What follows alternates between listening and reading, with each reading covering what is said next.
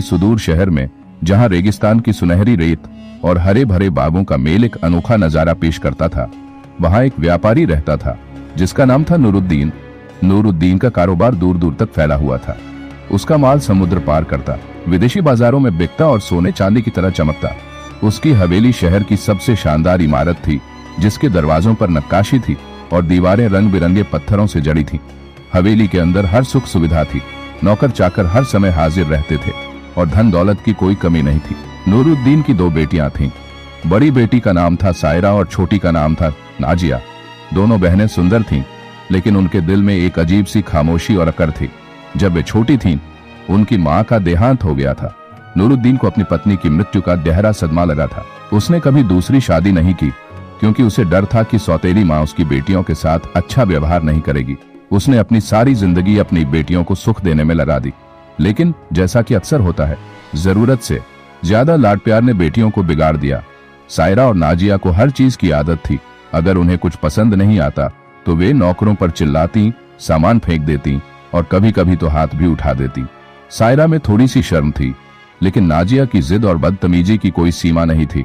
वह हर छोटी बात पर गुस्सा हो जाती और हवेली में हंगामा मचा देती। नौकर चाकर उससे डरते थे। एक बार एक नौकरानी ने गलती से सायरा की साड़ी पर पानी गिरा दिया। सायरा ने उसे इतना डांटा कि बेचारी नौकरानी रोते रोते बेहोश हो गई। नाजिया तो और भी आगे थी। उसने एक बार एक नौकर के बाल सिर्फ इसलिए काट दिए क्योंकि उसने खाने में नमक थोड़ा ज्यादा डाल दिया था।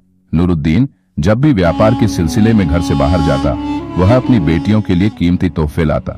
सोने की जंजीरें, रेशम की साड़ियां, विदेशी इत्र और न जाने क्या क्या। लेकिन बेटियां इन तोहफों की कद्र नहीं करती थीं। अगर कोई चीज उनके मन को नहीं भाती तो वे उसे फेंक देती या तोड़ देती। नूरुद्दीन को लगता कि वह अपनी गैर मौजूदगी की कमी इन तोहफों से पूरी कर लेगा, लेकिन इससे बेटियों का स्वभाव और बिगड़ता गया। जैसे जैसे समय बीता, नूरुद्दीन की उम्र बढ़ने लगी। वह अब कम सफर करता था और ज्यादातर समय शहर में ही रहकर अपने कारोबार को देखता था।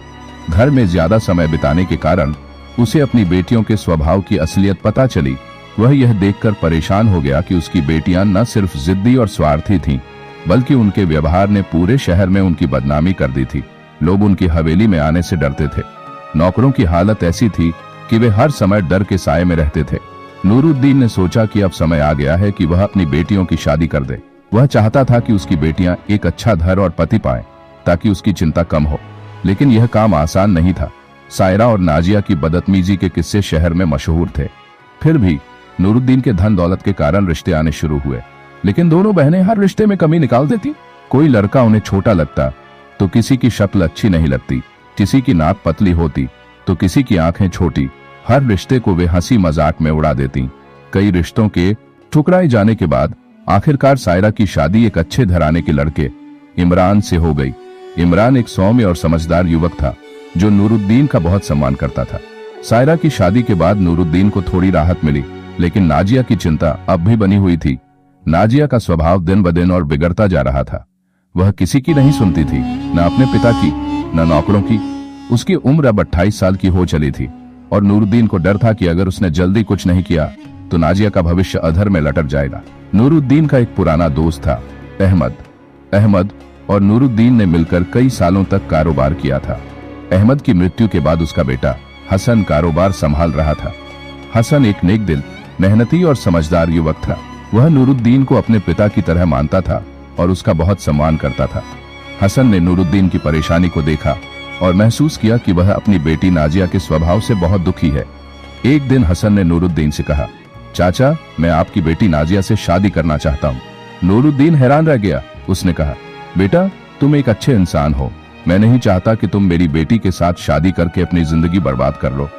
नाजिया का स्वभाव बहुत खराब है, वह किसी के साथ निभा नहीं सकती। हसन ने मुस्कुराते हुए कहा, चाचा, आप बस मेरी बात मानिए, मैं नाजिया को सुधार लूंगा, लेकिन मेरी एक शर्त है। शादी के बाद आप मेरे किसी काम में दखल नहीं देंगे, और एक बार जब मैं नाजिया को विदा करके ले जाऊं तो आप कुछ समय के लिए कहीं बाहर चले जाइए। हवेली को ताला लगाकर नौकरों को छुट्टी दे दीजिए। नूरुद्दीन को हसन की बात पर भरोसा नहीं था, लेकिन वह इतना परेशान था कि उसने हसन की बात मान ली। उसने सोचा शायद हसन कोई चमत्कार कर दे। अगले दिन हसन नूरुद्दीन की हवेली में आया।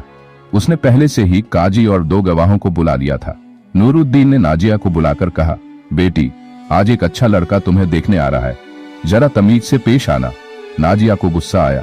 उसने सोचा, यह कोई नया लड़का मेरे सामने आने की हिम्मत कैसे कर सकता है? मैं इसे ऐसा सबक सिखाऊंगी कि वह मेरे सामने दोबारा नजर ना आए। उसने कई तरकीबें सोच ली कि वह हसन की बेइज्जती कैसे करेगी। हसन हवेली में दाखिल हुआ। वह सीधे नाजिया के कमरे में गया। नाजिया उसे देखकर हैरान रह गई। हसन एक खूबसूरत और आत्मविश्वास से भरा हुआ नौजवान था। उसने नाजिया को देखकर कहा, मेरी प्यारी नाजिया, मैं तुम्हारे लिए मर मिटने को तैयार हूँ। क्या तुम मुझसे शादी करोगी? नाजिया को हसन की बात सुनकर गुस्सा तो आया, लेकिन उसकी बेतकल्लुफी देखकर उसे हंसी भी आई। उसने मजाक में कहा, हाँ, मंजूर है।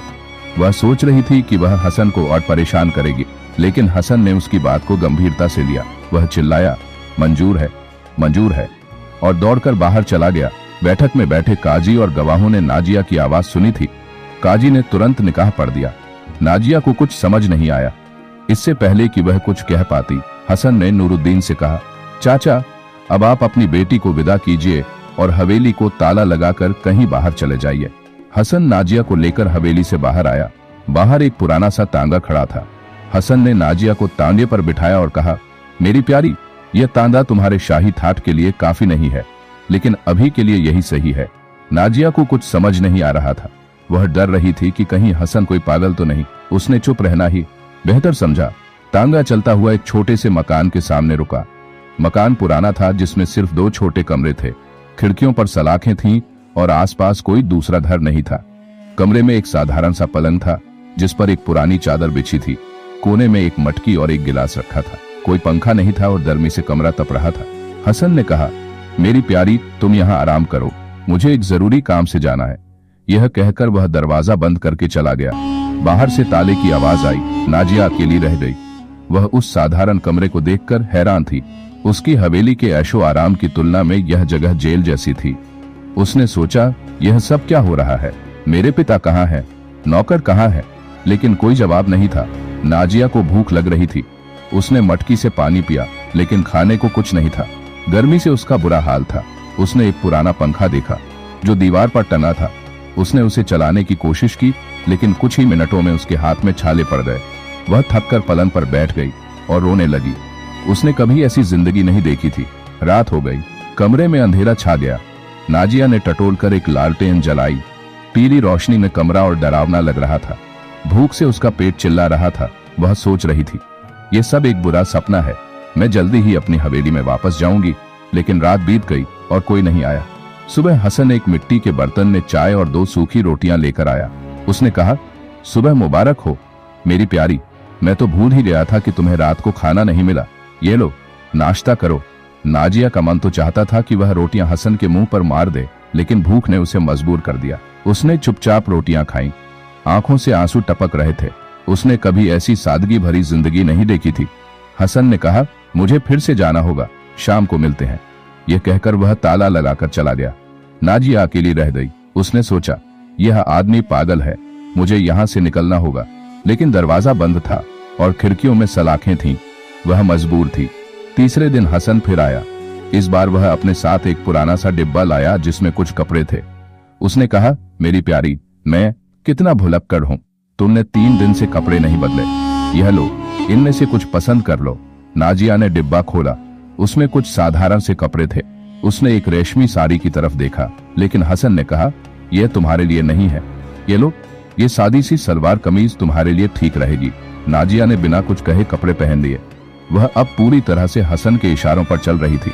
उसका गुस्सा, उसकी अकड़, सब कहीं खो गया था। वह सोच रही थी, क्या ये मेरी सजा है? क्या मैंने कुछ गलत किया है? पहला महीना बीत गया। नाजिया की जिंदगी अब उस छोटे से मकान तक सीमित थी। हसन हर दिन कुछ न कुछ खाना लाता, लेकिन वह हमेशा सादा होता। कभी दाल रोटी, कभी सब्जी और चपाती। नाजिया को अब इसकी आदत पड़ने लगी थी। उसने चूल्हा जलाना सीख लिया था, क्योंकि हसन ने उसे कहा था, अगर तुम्हें खाना चाहिए तो खुद बनाना सीखो। नाजिया ने पहली बार चूल्हा जलाने की कोशिश की। उसके हाथ जल गए, बालों की एक लट जल गई, लेकिन उसने हार नहीं मानी। आखिरकार उसने एक सादी सी दाल और रोटी बनाना सीख लिया।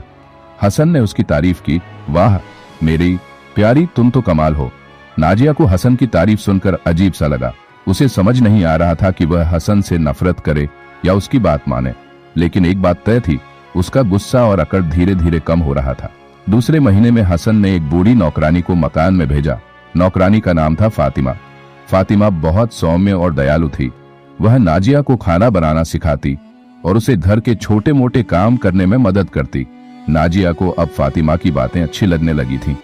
वह उससे अपनी पुरानी जिंदगी के बारे में बात करती। फातिमा उसे समझाती, बेटी, जिंदगी का असली सुख दूसरों की मदद करने में है, अकड़ और गुस्से से कुछ नहीं मिलता। नाजिया को फातिमा की बातें छू रही थी। उसने पहली बार अपनी गलतियों के बारे में सोचना शुरू किया। उसे याद आया कि उसने नौकरों के साथ कितना बुरा व्यवहार किया था। उसे अपनी बहन सायरा की याद आई, जिसे वह हमेशा ताने मारती थी। उसे अपने पिता की याद आई, जो उसकी हर जिद पूरी करते थे। तीसरे महीने के अंत में हसन एक दिन एक बड़ा सा डिब्बा लेकर आया। उसने कहा, नाजिया, यह तुम्हारे लिए है, जाओ इसे खोलो। नाजिया ने डिब्बा खोला तो हैरान रह गई। उसने खूबसूरत रेशमी साड़ियां, जेवर और श्रृंगार का सामान था। उसने हसन की तरफ देखा और डरते डरते पूछा, ये सब मेरे लिए है? हसन ने मुस्कुराते हुए कहा, हाँ मेरी प्यारी, ये सब तुम्हारे लिए है, लेकिन पहले तुम्हें स्नान करना होगा और तैयार होना होगा। नाजिया ने एक खूबसूरत साड़ी चुनी और तैयार होकर बाहर आई। हसन उसे देखकर हैरान रह गया। नाजिया की खूबसूरती अब पहले से कहीं ज्यादा थी, क्योंकि उसमें अब सादगी और नम्रता थी। हसन नाजिया को लेकर एक शानदार बग्गी में बैठा। बग्गी एक बड़े से बंगले के सामने रुकी। बंगला इतना खूबसूरत था कि नाजिया को यकीन नहीं हो रहा था। हसन ने कहा, यह तुम्हारा नया घर है? नाजिया, यह हमारा घर है। नाजिया ने पूछा, तो वह पुराना मकान क्या था? हसन ने कहा, वह तुम्हारी परीक्षा थी। मैं चाहता था कि तुम अपनी गलतियों को समझो और एक नई शुरुआत करो। तुमने वह परीक्षा पास कर ली है। बंगले के अंदर नूरुद्दीन, सायरा और इमरान पहले से मौजूद थे। नाजिया अपनी बहन और पिता को देखकर रो पड़ी। उसने उनसे माफी मांगी और कहा, मैंने बहुत गलतियां की, मुझे माफ कर दीजिए। नूरुद्दीन ने अपनी बेटी को गले लगाया और कहा, बेटी, तुमने जो सीखा वही सबसे बड़ी बात है। सायरा के पति इमरान ने हसन से मजाक में कहा, दोस्त, तुमने तो कमाल कर दिया, लेकिन मुझे यकीन नहीं कि नाजिया अब भी तुम्हारी बात मानती होगी। हसन ने हंसते हुए कहा, चलो शर्त लगाते हैं, देखते हैं हमारी पत्नियां किसकी बात पहले मानती हैं। इमरान ने नौकर को बुलाया और कहा, जाओ सायरा को कहो कि मैं बुला रहा हूँ। नौकर ने सायरा से कहा, लेकिन सायरा ने जवाब दिया, मैं अपनी बहन से बात कर रही हूँ, अभी आ जाऊंगी। हसन ने नौकर को बुलाया और कहा, नाजिया को कहो कि मैं बुला रहा हूँ। नाजिया तुरंत उठकर हसन के पास आ गई। उसने कहा, जी आपने बुलाया? हसन ने कहा, मेहमानों के लिए खाना लगवाऊं? नाजिया तुरंत रसोई की तरफ चली गई। इमरान हैरान रह गया। उसने कहा, हसन, तुमने वाकई कमाल कर दिया। हसन ने हंसते हुए कहा, प्यार और अनुशासन का मेल जिंदगी को सुंदर बनाता है। नाजिया ने हसन के कहने पर मेहमानों के लिए खाना लगवाने की तैयारी शुरू कर दी। रसोई में कदम रखते ही उसे अपनी पुरानी जिंदगी की याद आई। उसकी हवेली में रसोई हमेशा नौकरों से भरी रहती थी और उसे कभी उंगली उठाने की जरूरत नहीं पड़ती थी। लेकिन अब इस नए बंगले में सब कुछ बदल गया था। नाजिया ने फातिमा, उस बूढ़ी नौकरानी को बुलाया जो पिछले कुछ महीनों में उसकी सहेली बन चुकी थी। फातिमा ने मुस्कुराते हुए कहा, बेटी, यह तुम्हारा नया घर है, यहाँ तुम्हें सब कुछ अपने तरीके से करना है। मैं तुम्हारी मदद करूंगी, लेकिन अब तुम इस घर की मालकिन हो। नाजिया ने गहरी सांस ली और रसोई में काम शुरू किया। उसने फातिमा की मदद से खाने की मेज सजाई। तरह तरह के पकवान तैयार किए गए, मुर्ग मसल्लम, बिरयानी, दाल तड़का और मिठाई में रसगुल्ले। जब मेहमानों ने खाना खाया तो सभी ने नाजिया की तारीफ की। सायरा ने अपनी बहन को गले लगाया और कहा, नाजिया, तुमने तो कमाल कर दिया। मुझे यकीन नहीं हो रहा कि यह वही नाजिया है जो पहले खाने में नमक की कमी पर नौकरों को डांटती थी। नूरुद्दीन की आंखें नम हो गई। उन्होंने हसन की तरफ देखा और कहा, बेटा, तुमने मेरी बेटी को नया जीवन दिया, मैं तुम्हारा शुक्रगुजार हूँ। हसन ने सिर्फ मुस्कुराकर जवाब दिया, चाचा, यह नाजिया की मेहनत का नतीजा है, मैंने तो बस उसे रास्ता दिखाया। नए बंगले में नाजिया की जिंदगी अब पहले से बहुत अलग थी। हसन ने उसे पूरी आजादी दी थी, लेकिन साथ ही जिम्मेदारियां भी सौंप दी थीं। वह चाहता था कि नाजिया न सिर्फ घर संभाले, बल्कि अपने अंदर की अच्छाइयों को भी पहचाने। नाजिया ने धीरे धीरे घर के काम काज में रुचि लेना शुरू किया। उसने बागवानी सीखी, रसोई में नए नए व्यंजन बनाना शुरू किया और फातिमा से सिलाई कढ़ाई के गुर भी सीखे। लेकिन हर नई शुरुआत की तरह यहाँ भी चुनौतियां थीं। शहर में नाजिया की पुरानी बदनामी अभी भी लोगों की जुबान पर थी। जब वह बाजार जाती तो लोग उसे देखकर फुसफुसाते। कुछ कहते, ये वही नाजिया है जो पहले नौकरों को पीटती थी। कुछ लोग उसकी शादी के बारे में मजाक उड़ाते। नाजिया को यह सब सुनकर बुरा लगता, लेकिन वह चुप रहती। हसन ने उसे सिखाया था कि लोगों की बातों का जवाब अपने काम से देना चाहिए, न कि गुस्से से। एक दिन नाजिया बाजार में कपड़े खरीदने गई। वहां एक दुकानदार ने उससे मजाक में कहा, अरे ये तो नूरुद्दीन की बेटी है, अब तो तांगे पर घूमती है, पहले तो शाही सवारी में आती थी। नाजिया का चेहरा लाल हो गया। उसका मन चाहा कि वह दुकानदार को डांट दे, लेकिन उसने खुद को रोका। उसने शांति से कपड़े खरीदे और घर लौट आई। घर आने पर उसने हसन को सारी बात बताई। हसन ने उसकी बात ध्यान से सुनी और कहा, नाजिया, लोग हमेशा बातें करेंगे, लेकिन तुम्हें यह तय करना है कि तुम उनकी बातों को दिल से लगाओगी या अपने काम से उन्हें चुप कराओगी। नाजिया ने हसन की बात को गंभीरता से लिया। उसने फैसला किया कि वह अपने काम से अपनी नई पहचान बनाएगी। कुछ दिन बाद नाजिया की पुरानी सहेली रुबीना उससे मिलने आई। रुबीना वही थी जो नाजिया के साथ पहले हवेली में घंटों गपशप करती थी और उसकी हर जिद में साथ देती थी। रुबीना ने नाजिया को देखकर कहा, अरे नाजिया, यह क्या हाल बना लिया? पहले तो तुम रानी की तरह रहती थी और अब यह सादा सा बंगला। हसन ने तुम्हें जेल में डाल दिया है क्या? नाजिया ने मुस्कुराकर जवाब दिया, रुबीना, ये मेरा घर है और मैं यहाँ खुश हूँ। पहले मैं रानी की तरह रहती थी, लेकिन उसमें सुख नहीं था। अब मैं जो हूँ उसमें मुझे सुकून मिलता है। रुबीना को नाजिया की बात समझ नहीं आई। उसने हंसते हुए कहा, तुम पागल हो गई हो, चलो मेरे साथ बाजार चलो, थोड़ा मजा करेंगे जैसे पहले करते थे। नाजिया ने मना कर दिया। उसने कहा, रुबीना, अब मेरी जिंदगी बदल रही है, मैं अब वही पुरानी नाजिया नहीं हूँ। वह अगले दिन हसन के साथ दफ्तर गई। वहां उसने देखा कि हसन का कारोबार छोटा जरूर था, लेकिन बहुत व्यवस्थित था। हसन ने उसे हिसाब किताब की बुनियादी बातें सिखाई। नाजिया ने धीरे धीरे सीखना शुरू किया।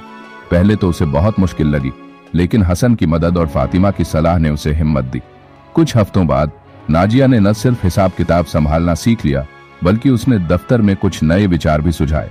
उसने हसन से कहा, हसन, अगर हम अपने कपड़ों में कुछ नई डिजाइन शामिल करें तो शायद हमारा कारोबार और बढ़ सकता है। हसन ने नाजिया की बात ध्यान से सुनी और कहा, यह बहुत अच्छा विचार है, तुम इसे लागू करने की जिम्मेदारी लो। नाजिया ने उत्साह के साथ काम शुरू किया। उसने स्थानीय कारीगरों से मुलाकात की, नई डिजाइन तैयार की और बाजार में उन्हें पेश किया। जल्द ही हसन के कारोबार में तेजी आई। लोग नाजिया की डिजाइन की तारीफ करने लगे। शहर में अब लोग नाजिया को एक मेहनती और समझदार औरत के रूप में जानने लगे। उसकी पुरानी बदनामी धीरे धीरे मिटने लगी। एक दिन नूरुद्दीन वापस शहर लौटे। वह कई महीनों तक सफर पर थे। जब वह बंगले में आए तो नाजिया को देखकर हैरान रह गए। नाजिया अब एक आत्मविश्वास से भरी, नम्र और मेहनती औरत बन चुकी थी। उसने अपने पिता को गले लगाया और कहा, अब्बू, मैंने बहुत कुछ सीख लिया है, मैं अब पहले वाली नाजिया नहीं हूँ। नूरुद्दीन ने हसन की तरफ देखा और कहा, बेटा, तुमने मेरी बेटी को नया जीवन दिया, मैं तुम्हारा जिंदगी भर शुक्रगुजार रहूंगा। हसन ने जवाब दिया, चाचा, यह नाजिया की मेहनत है, मैंने तो बस उसे मौका दिया, लेकिन जिंदगी इतनी आसान नहीं होती। एक दिन हसन को एक पुराने दोस्त जावेद का पत्र मिला। जावेद ने लिखा था कि वह शहर में आ रहा है और हसन से मिलना चाहता है।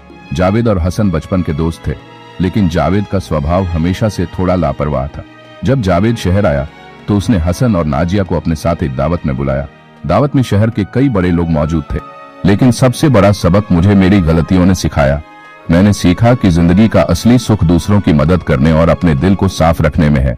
हसन ने नाजिया का हाथ थामा और कहा, नाजिया, तुमने मेरी जिंदगी को भी पूरा किया, हम साथ मिलकर और भी बहुत कुछ करेंगे। दोस्तों, अगर आपको ये कहानी पसंद आई हो तो अपनी राय जरूर बताएं। हमारे चैनल को सब्सक्राइब करें और इस कहानी को अपने दोस्तों के साथ शेयर करें। देखने के लिए बहुत बहुत शुक्रिया।